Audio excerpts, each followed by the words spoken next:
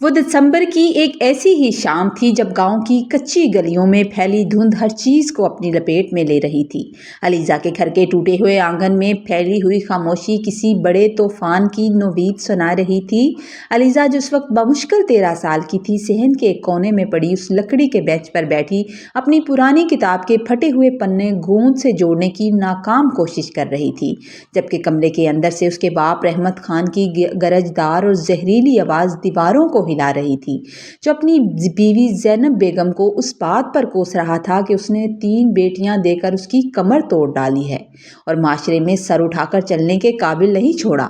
رحمت خان کی نظر میں بیٹیاں محض ایک ایسا معاشی بوجھ تھیں جنہیں پالنا، پڑھانا اور پھر ان کے جہیز کے لیے عمر بھر کی جمع پونجی لٹا دینا ایک گھاٹے کا سودا تھا۔ وہ اکثر غصے میں زینب بیگم سے کہتا، کاش ان لڑکیوں کی جگہ کوئی ایک بیٹا ہوتا جو بڑھاپے میں میرا سہارا بنتا اور میری جائیداد کا وارث کہلاتا۔ علیزہ ان باتوں کو سن کر اپنے ننھے ہاتھوں سے کتاب کو اتنی سختی سے بھینچ لیتی کہ اس کی انگلیاں سفید پڑ جاتی تھیں۔ اس کے ننھے سے دل میں یہ سوال اکثر ابھرتا کہ کیا واقعی اس کا وجود اپنے باپ کے لیے صرف ایک بوجھ ہے؟ مگر زینب بیگم جو ایک صبر کرنے والی عورت تھی، ہمیشہ اپنی بیٹی کے سر پر شفقت کا ہاتھ رکھتی اور انہیں ہمت دلاتی کہ ایک دن وہ وقت ضرور آئے گا جو بدل ڈالے گا۔ زینب بیگم نے علیزہ کی تعلیم کے لیے وہ سب کچھ کیا جو ایک مجبور ماں کر سکتی تھی۔ وہ گاؤں کے ذمہ دار کے گھروں میں بھاری کپڑے سیتی، سردیوں کی لمبی راتوں میں دیے کی مدھم روشنی میں کشیدہ کاری کرتی تاکہ اس کی بیٹی کی اسکول کی فیس جمع ہو سکے۔ علیزہ نے اپنی ماں کی اس قربانی کو ضائع نہیں ہونے دیا۔ اسکول میں ہمیشہ اول آتی رہی، مگر گھر کے حالات تب ایک ہولناک موڑ مڑ گئے جب رحمت خان نے دوسری شادی کر لی اور بلقیس نامی ایک تیکھے مزاج کی عورت کو گھر لے آیا۔ بلقیس نے آتے ہی گھر کا ماحول زہر آلود کر دیا۔ اس نے رحمت خان کے کان بھرنے شروع کر دیے کہ یہ لڑکیاں اس کے پیسوں پر پلنے والی ناگنیں ہیں، جنہیں جتنا زیادہ پڑھایا جائے گا یہ اتنی ہی باغی ہو جائیں گی۔ جب بلقیس کے ہاں 2 بیٹے پیدا ہوئے تو رحمت خان کا غرور آسمان کو چھونے لگا تھا۔ اب وہ علیزہ اور اس کی بہنوں کو گھر کا فالتو سامان سمجھنے لگا۔ اس نے علیزہ کو ہائی اسکول کے بعد کالج جانے سے صاف منع کر دیا اور اس کی کتابیں اٹھا کر پھینک ڈالی تھیں۔ مگر علیزہ کے اندر علم کی وہ پیاس تھی جو مٹائے نہیں مٹتی تھی۔ وہ اپنی سہیلیوں سے پرانی کتابیں مانگ کر لاتی اور کچن میں ہانڈی چولہا کرتے ہوئے ایک ہاتھ سے چمچ چلاتی اور دوسرے ہاتھ سے کتاب کے پنے پلٹتی تھی۔ بلقیس اسے اکثر مارتی پیٹتی اور سارا دن گھر کے بھاری کاموں میں الجھائی رکھتی۔ علیزہ کے ہاتھ برتن مانجتے مانجتے کھردرے ہو چکے تھے، اس کی ایڑیاں پھٹ کر لہو لہان رہتی، مگر اس کی نظریں ہمیشہ آسمان کی اس وسعت پر ہوتی جہاں وہ اڑنا چاہتی تھی۔ وقت گزرتا گیا اور علیزہ نے چھپ چھپ کر اپنی 12ویں جماعت پاس کر لی۔ اب اس کا رخ CSS جیسے بڑے امتحان کی طرف تھا جس کا ذکر اس نے ایک بار ریڈیو پر سنا تھا۔ اس نے سوچ لیا تھا کہ وہ ایک افسر بن کے دکھائے گی تاکہ اس کے باپ کو اپنی غلطی کا احساس ہو، لیکن قسمت نے اس کے لیے ایک اور کڑی آزمائش تیار رکھی تھی جب رحمت خان نے اپنے نشئی بھتیجے اسلم سے علیزہ کا رشتہ طے کر دیا تاکہ وہ اس بوجھ سے ہمیشہ کے لیے چھٹکارا پا سکے۔ اسلم ایک ایسا نوجوان تھا جس کی زندگی کا واحد مقصد نشہ کرنا، آوارہ گردی کرنا تھا۔ جب علیزہ کو اس رشتے کا پتہ چلا تو اسے محسوس ہوا جیسے کسی نے اس کے جیتے جی اسے قبر میں اتار دیا ہو۔ اس نے رو رو کر اپنے باپ کے پاؤں پکڑے، اسے اپنی تعلیم کے واسطے دیے، اپنی ماں کی ممتا کی دہائی دی، مگر رحمت خان کا دل پتھر ہو چکا تھا۔ اس نے علیزہ کو بالوں سے گھسیٹ کر کمرے میں بند کر دیا اور کہا کہ اس کا نکاح اسی جمعے کو ہوگا، وہ بھلے زندہ رہے یا مر جائے۔ زینب بیگم نے جب احتجاج کرنا چاہا تو بلقیس نے انہیں دھکا دے کر گرا دیا اور رحمت خان نے واضح کر دیا کہ اگر اس شادی میں کسی نے رکاوٹ ڈالی تو وہ اسے بھی گھر سے نکال دے گا۔ نکاح کا دن علیزہ کی زندگی کا سب سے المناک دن تھا۔ اسے سرخ جوڑا پہنایا گیا مگر اس کی آنکھوں میں ویرانی تھی۔ اس نے جب نکاح نامے پر دستخط کیے تو اسے لگا کہ وہ اپنے خوابوں کے قتل عام پر خود ہی گواہی دے رہی ہے۔ شادی کے بعد جب وہ اسلم کے گھر پہنچی تو وہاں کا ماحول اس کے باپ کے گھر سے بھی بدتر تھا۔ اسلم نے پہلے ہی دن علیزہ سے اس کے زیورات کا تقاضا کیا اور جب اس نے انکار کیا تو اس نے اسے وحشیانہ تشدد کا نشانہ بنا ڈالا۔ अलीज़ा की चीखें दीवारों में दब कर रह गईं। असलम उसे एक ऐसे तंगो तारीक कमरे में रखता जहां हवा का गुजर भी मुश्किल था। वो सारा दिन नशे में धुत रहता और रात को वापस आकर अलीज़े पर अपना गुस्सा निकालता था। अलीज़े को अक्सर कई कई दिन तक खाने को कुछ ना मिलता और सिर्फ पानी पीकर ही गुजारा करती। इस अजियत के आलम में भी अलीज़े ने एक चीज़ अपने पास छुपा कर रखी थी और वो थी उसकी CSS की किताबें, जो उसने अपनी एक पुरानी चादर के नीचे छुपाई हुई थी। जब असलम घर से बाहर जाता या नशे की गहरी नींद में सो जाता, वो उन किताबों को निकालती उस अंधेरे में अपनी ज़िंदगी की रोशनी को तलाश करती थी। उसकी रूह ज़ख्मी थी, उसका जिस्म नीले निशानात से भरा हुआ होता था, मगर उसका अज़म हिमालय की तरह अटल था। वो अक्सर सोचती कि क्या खुदा ने औरत को सिर्फ इसलिए पैदा किया है कि उसे बोझ समझा जाए और फिर उसे दरिंदों के हवाले कर दिया जाए। इन तपती हुई दोपहरों और सर्द रातों में उसने अंग्रेज़ी, तारीख़ और कानून के वो तमाम असबाक अज़बर कर लिए जो एक आम तालिब इल्म के लिए भी मुश्किल होते हैं। उसे अक्सर अपनी माँ की याद आती, जो अब बल्कीस की नौकरानी बनकर रह गई थी। अलीज़े को पता चला कि उसकी छोटी बहनों को भी स्कूल से हटा दिया गया है। ये खबर उसके लिए एक महमेज साबित हुई। उसने तहैया कर लिया कि वो इस जहन्नम से ज़रूर निकलेगी और अपनी बहनों को भी इस अंधेरे से निजात दिलाएगी। उसने खामोशी से इम्तिहान फार्म भरा और अपनी सहेली सारा के ज़रिए उसे जमा करा दिया। जब इम्तिहानात के दिन करीब आए तो अलीज़े ने एक बड़ा ख़तरा मोल लिया। उसने असलम के नशे की गोलियों में इजाफा कर दिया ताकि वो ज़्यादा देर तक सोता रहे और पीछे से जाकर इम्तिहान दे सके। वो 3 घंटे जब वो इम्तिहानी मरकज़ में बैठकर अपने ख्वाबों को कागज़ पर मुंतकिल कर रही होती, उसके लिए दुनिया के बेहतरीन लम्हात थे। उसे मालूम था कि अगर असलम को पता चल गया तो वो उसे जान से मार देगा, मगर उसे मौत का डर नहीं था। उसे सिर्फ इस बात का डर था कि कहीं वो दोबारा बोझ न बन जाए। इम्तिहान ख़त्म होने के बाद जब वो वापस आई तो उसे बदतरीन तशद्दुद सहना पड़ा, क्योंकि असलम बेदार हो चुका था। उसने अलीज़ा को बालों से पकड़कर दीवार के साथ दे मारा और उसका सर फट गया। खून के चेहरे पर बह रहा था, मगर वो मुस्कुरा रही थी क्योंकि उसे यकीन था कि उसने अपनी आज़ादी की बुनियाद रख दी है। अगले कई माह वो इसी कैद में रही। उसके ज़ख्म भरते और फिर नए ज़ख्म लगते, मगर उसकी नज़रें गली के उस मोड़ पर रहती जहाँ से कभी भी कोई खुशखबरी आ सकती थी। उसने सब्र के साथ इस जिल्लत को सहा। उसने अपने बाप के तानों और शौहर की गालियों को अपनी ताकत बनाया। एक दिन आसमान पर छाए हुए काले बादलों और गर्द चमक के दरमियान जब असलम नशे की हद से ज़्यादा खुराक के बायस फर्श पर किसी कटे हुए दरख्त की मानद बिल्कुल बेसुध पड़ा हुआ था, अलीज़ा ने अपने थरथराते हाथों से वो मौका पा लिया जिसका उसे बरसों से इंतज़ार था। उसने कमरे के कोने में छुपी हुई अपनी छोटी सी पोटली, जिसमें तकरीरी नामा और माँ की दी हुई दुआ की एक पुरानी किताब थी, उसे अपनी चादर के पल्लू में छुपाया और नंगे पाँव उस घर की दहलीज अबूर कर ली थी जिसने उसे जीते जी निकल लिया था। बारिश की तंदो तेज़ बूंदें उसके चेहरे के ज़ख्मों को धो रही थी, लेकिन उसके दिल में जलती हुई आग उसे रुकने नहीं दे रही थी। वो अंधेरी गलियों में एक साये की तरह लरसती हुई अपनी सहेली सारा के घर पहुंची थी, जहां से उसकी ज़िंदगी के एक नए और बिल्कुल अनजाने सफ़र का आगाज़ हो गया था।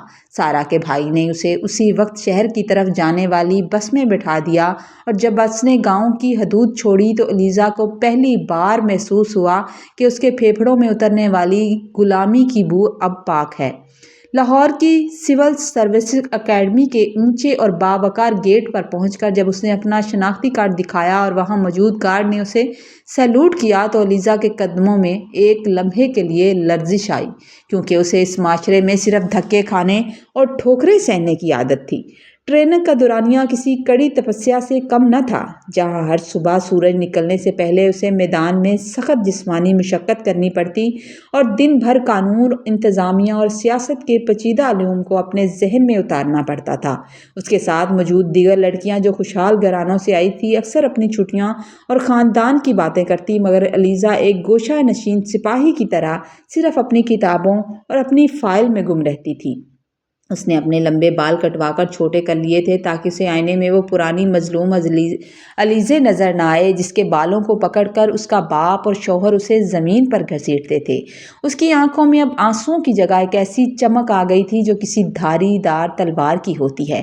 ट्रेनर के दौरान जब उसे घुड़सवारी और असला चलाने की तरबियत दी गई तो उसने हर गोली उस सोच के साथ चलाई कि वो अपने माजी की बेबसी का सीना चीर रही है। اکیڈمی کے اساتذہ اس کی خاموشی، اس کی غیر معمولی محنت سے حیران ہوتے تھے، کیونکہ وہ ایک ایسی لڑکی تھی جو آرام کے وقفے میں بھی لائبریری کے کسی کونے میں بیٹھ کر انتظامی امور کے نوٹس تیار کر رہی ہوتی تھی۔ ایک رات جب اکیڈمی کے ہاسٹل میں سب سو رہے تھے، علیزہ نے کھڑکی سے نکلتے باہر چاند کو دیکھتے ہوئے یہ سوچا، کیا اس کے فرار کے بعد اس کے ماں باپ نے اس کی ماں پر مزید ظلم تو نہیں کیا ہوگا، یا اس کے بھائیوں نے اس کے گھر کی دیواریں تو نہیں بیچ دی ہوگی؟ مگر اس نے اپنے دل پر پتھر رکھ لیا تھا، کیونکہ وہ جانتی تھی کہ کمزوری اب اس کے لیے موت کا دوسرا نام ہے۔ اسے فیلڈ ٹریننگ کے لیے جب ایک دور دراز کے ضلع میں بھیجا گیا تو وہاں اس نے پہلی بار عوامی مسائل کو قریب سے دیکھا تھا، اور اسے احساس ہوا تھا کہ طاقت صرف روب جمانے کے لیے نہیں ہوتی، بلکہ کسی کے آنسو پونجھنے کے لیے بھی ہوتی ہے۔ اس نے کئی راتیں جاگ کر فیلیں نمٹائیں اور ضلع انتظامیات کے باریک نکات سیکھے تھے۔ اسے اب اپنا نام اسسٹنٹ کمشنر علیزہ سن کر کوئی حیرت نہیں ہوتی تھی، بلکہ اس کا لہجہ اب اس کی اس قدر سپاٹدار اور پر اعتماد ہو چکا تھا کہ بڑے بڑے وڈیرے اور سیاست دان اس کے سامنے بات کرتے ہوئے ہچکچاتے تھے۔ اس کے چہرے پر موجود تشدد کے پرانے نشان اب تقریباً مٹ چکے تھے، مگر اس کے اندر کی وہ زخمی لڑکی ابھی پوری طرح مری نہیں تھی، جو اسے ہر روز یاد دلاتی تھی کہ ابھی اسے واپس اسی مقام پر جانا ہے جہاں اسے بوجھ کہہ کر نکالا گیا تھا۔ ٹرینر کے آخری مراحل میں اسے پاسنگ آؤٹ پریڈ کے لیے تیار کیا گیا، اور اس نے اپنی خاکی وردی پہن کر خود کو جب آئینے میں دیکھا تو اسے اپنے پیچھے کھڑی اس چھوٹی سی لڑکی کا عکس نظر آیا جو کچن کے دھوئیں میں اپنی آنکھیں مل رہی ہوتی تھی۔ پریڈ کے دن جب مہمان خصوصی نے اس کے سینے پر تگمہ سجایا اور اسے ضلع کی چابی سونپی گئی تو علیزہ نے اپنی مٹھیاں بھینچ لی، کیونکہ اسے معلوم تھا کہ اب اس کی آزمائش کا اصل میدان شروع ہونے والا ہے۔ اسے اس کے اپنے ہی آبائی ضلع کے پڑوسی ضلع میں تعینات کر دیا گیا تھا۔ یہ ایک ایسا مقام تھا جہاں سے اس کا گاؤں صرف چند گھنٹوں کی مسافت پر تھا۔ اس نے اپنے جوائننگ کے پہلے دن سرکاری رہائش گاہ میں اپنی ماں کو بلانے کا انتظام کیا، لیکن اس نے یہ کام اتنی رازداری سے کیا تھا کہ کسی کو کانوں کان خبر نہیں ہوئی تھی۔ اسی دوران اس کے باپ اور شوہر نے اسے ڈھونڈنے کی بہت کوشش کی تھی، اور وہ اب بھی اسے ایک بھاگی ہوئی مجرمہ سمجھ کر گاؤں میں اس کی تذلیل کرتے تھے۔ علیزہ نے اپنے نام کے ساتھ دختر رحمت خان ہٹا کر صرف اپنا نام لکھنا شروع کر دیا، کیونکہ اب وہ کسی کی شناخت کی محتاج نہیں تھی۔ اس دوسرے حصے کی داستان ایک ایسے موڑ پر آ کر رکتی ہے جہاں علیزہ اب ایک مکمل سرکاری افسر بن چکی تھی، جس کے پاس قانونی اختیارات بھی تھے اور وہ طاقت بھی جو کسی کی تقدیر بدل سکتے ہیں۔ اب وہ اپنے دفتر کی کرسی پر بیٹھ کر ان فائلوں کا مطالعہ کر رہی تھی جن میں اس نے اپنے علاقے کے جرائم پیشہ افراد اور نشے کے بیپاریوں کی تفصیل درج تھیں۔ اس کی نظریں ایک خاص فائل پر آ کر رک جاتی جہاں اسلم اور اس کے ساتھیوں کے نام لکھے ہوئے تھے۔ اس کے لبوں پر ایک ایسی مسکراہٹ ابھرتی تھی جس میں بدلہ نہیں بلکہ انصاف کی بو تھی۔ وہ اپنی وردی کی ٹوپی اٹھاتی اور اپنے گارڈ کو تیار ہونے کا حکم دیتی ہے۔ اب وہ ایک قیدی کی طرح نہیں تھی، بلکہ اس زمین کی حاکم بن کر قدم نکال رہی تھی جہاں کبھی اسے پاؤں کی جوتی سمجھا جاتا تھا۔ سورج کی آخری کرنیں جب گاؤں کے پرانے برگد کے درختوں سے چھن کر زمین پر بکھر رہی تھی تو گلیوں میں پھیلی ہوئی خاموشی اچانک سرکاری گاڑیوں کے سائرن کی گونج سے ٹوٹ گئی، اور لوگ اپنے گھروں سے حیرت اور خوف کے عالم میں باہر نکل آئے، کیونکہ انہوں نے اپنی زندگی میں کبھی اتنے بڑے پروٹوکول کو اپنی کچی گلیوں میں داخل ہوتے نہیں دیکھا تھا۔ اس قافلے کے پیچھے چلتی ہوئی سیاہ چمکتی ہوئی گاڑی جس پر قومی پرچم لہرا رہا تھا، عین اسی خستہ حال مکان کے سامنے آ کر رکی تھی جہاں رحمت خان اپنی جھکی ہوئی کمر اور ندامت بھرے چہرے کے ساتھ دہلیز پر بیٹھا زمین کو رید رہا تھا۔ اس کے دونوں شہزادے بیٹے جن کی خاطر اس نے اپنی بیٹیوں کا مستقبل داؤ پر لگایا تھا، اب جوان ہو کر باپ کے لیے وبال جان بن چکے تھے اور نشے کی حالت میں گھر کی اینٹ سے اینٹ بجا چکے تھے۔ گاڑی کا وہ دروازہ جب گارڈ نے کھولا اور پوری تندہی سے کھولا تو خاکی وردی میں ملبوس چمکتے ستاروں والی ایک پروقار شخصیت نے باہر قدم رکھا تھا، جس کی آنکھوں پر سیاہ چشمہ تھا اور جس کے ہر قدم سے ایک حاکمانہ روب چھلک رہا تھا۔ رحمت خان نے جب اس افسر کو دیکھا تو وہ ڈر کے مارے کھڑا ہو گیا اور ہاتھ جوڑ کر کہنے لگا، بی بی جی، ہم غریب لوگ ہیں، ہم سے کوئی غلطی ہو گئی ہے تو معاف کر دیں۔ علیزہ نے اپنا چشمہ اتارا اور خاموشی سے اپنے باپ کی زرد آنکھوں میں دیکھا جہاں وہ پرانی درندگی نہیں تھی بلکہ ایک گہری پیشمانی تھی۔ وہ قریب ہوئی اور کہنے لگی، پہچانا ابا؟ या अब भी आपके कंधों का वही पुराना बोझ लग रही हूँ मैं। अलीज़ा के इस जुमले ने जैसे पूरे मोहल्ले में बिजली दौड़ा दी और रहमत खान के पैरों तले से ज़मीन निकल गई। वो अपनी बेटी को इस रूप में देखकर साकत रह गया। उसके लब थरथराने लगे कि अलीज़ा ने उसे मज़ीद कुछ कहने का मौका नहीं दिया और अपने पुलिस दस्ते को हुक्म दिया कि इस गली के आखिरी मकान में मौजूद नशे के अड्डे पर छापा मारा जाए, जहां असलम अपने साथियों के साथ रिपोश था। चंद ही मिनटों में असलम को हथकड़ियां लगाकर अलीज़ा के सामने लाया गया। वही असलम जो कभी अलीज़ा को पैरों थले रोनता था, अब एक भीगी बिल्ली की तरह कांप रहा था। और जब उसकी नज़रें अलीज़ा की वर्दी पर पड़ी तो उसे एहसास हुआ कि उसने किसी कमज़ोर लड़की को नहीं बल्कि एक तूफान को छेड़ा था। अलीज़ा ने असलम के सामने खड़े होकर सिर्फ इतना कहा था कि कानून के हाथ लंबे होते हैं और आज तुम्हारी इस कैद का आगाज़ हो चुका है जो तुमने मेरे लिए बरसों पहले तैयार की थी। उसके बाद अलीज़ा घर के अंदर दाखिल हुई, जहां बल्कीस एक कोने में दुबकी बैठी थी और उसकी अपनी औलाद उसे धक्के देकर जायदाद के कागज़ मांग रही थी। अलीज़ा ने अपनी माँ ज़ैनब बेगम का हाथ थामा, जो एक बुसीदा कमरे में अपनी तस्बीह लिए बैठी रो रही थी। माँ और बेटी का वो मिलाप देखकर वहाँ मौजूद हर शख्स की आंखें नम हो गई थी। अलीज़ा ने अपनी माँ और बहनों को गाड़ी में बिठाया और अपने बाप की तरफ मुड़कर देखा, जो अब मिट्टी में बैठा धाड़े मारकर रो रहा था और अपनी गलती की माफ़ी मांग रहा था। अलीज़ा ने बदला नहीं लिया, बल्कि उसने अपने बाप को उसी घर में छोड़ दिया ताकि वो अपनी आंखों से देख सके कि जिन बेटों पर वो अपना फ़ख्र समझता था, उन्होंने उसे कैसे तन्हा कर दिया।